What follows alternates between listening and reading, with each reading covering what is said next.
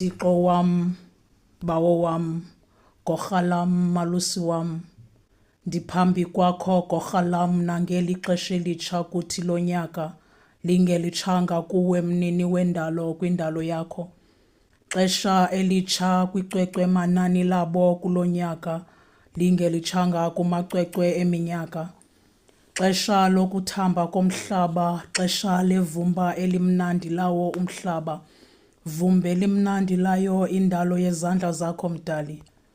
Xesha lemibala ngemibala, xesha lobuhle beentyatyambo zakho, xesha lobuhle bendalo.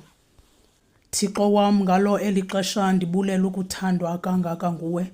Ndibulela ungasusi kwakho ubuso bakho kubomi bam. Enkosi ngondilanda ehlabathini. Enkosi ngako konke ohlala undenzela kona nangako konke osezondenzela kona. Ngalo eli xesha ndicela uhlala ndihleli ekunene kwakho Malusi wam. Ndicela ukwaluswa nguwe, ukhuselwa nguwe, ndiyazicelela kuwe. Thixo wam, ndicela uqhubeke undithanda.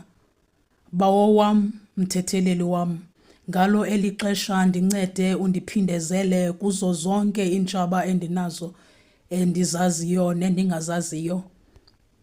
Ndincede undiphindezele kubo bonke ababandezeli bam. Ungabashiyanga abatyholi banyemba igama lam.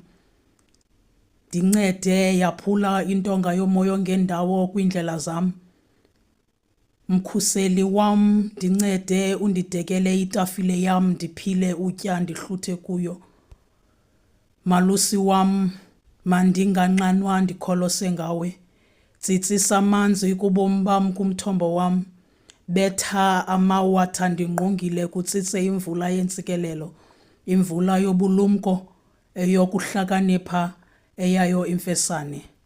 Thixo wam, lamawa kwezi ndonga makutsitse imvula yempumelelo, imvula yenceba, eyempiliso.